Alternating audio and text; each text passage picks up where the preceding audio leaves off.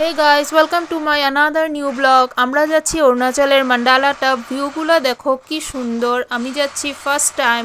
আমার তো দেখে খুব ভালো লেগেছে। আপনাদের কেমন লাগলো কমেন্ট করে জানিও।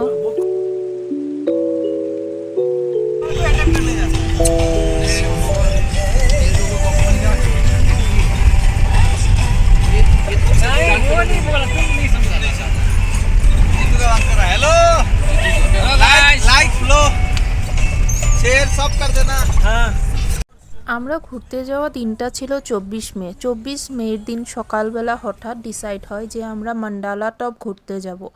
সেই ভাবা অনুযায়ী কাজ শুরু হলো। আমরা গাড়ি ঠিক করে সব ফ্রেন্ড সার্কেল মিলে মান্ডালা টপ গেলাম। মান্ডালা টপে আমরা গিয়েছিলাম 108 মণি মন্দির। আমি যেহেতু বলেছি আমি ফার্স্ট টাইম গিয়েছি, আমার সিনারিগুলো দেখে খুব মজা লাগছিল। আমরা গিয়েছিলাম দিরাং থেকে প্রায় 30 কিলোমিটারের উপরে এক এলোমেলো পথে মন্ডালা টপ অবস্থিত। গাড়ি চালানোর জন্য খুব বেশি সময়েরই প্রয়োজন হয়েছিল। আমাদের যেতে প্রায় 2 ঘন্টা থেকে 2.5 ঘন্টা সময় লেগেছিল।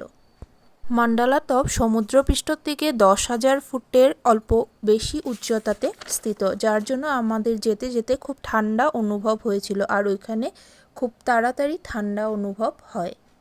প্রাকৃতিক দৃশ্য দেখতে দেখতে আমরা পৌঁছে গেলাম মান্ডালা টপের 108 মণি মন্দির।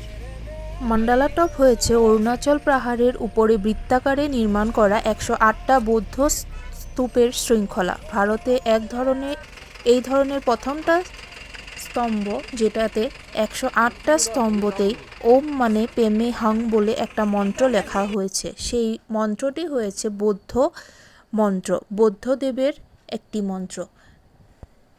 এই মন্দিরটা ঘুরে আমাদের খুব ভালো লেগেছিল। আর এই মন্দিরটাতে আপনারা লক্ষ্য করতে পারবেন যে সম্পূর্ণ স্তম্ভগুলোতে সাদা, লাল আর হলুদ রং দিয়ে আঁকা হয়েছিল।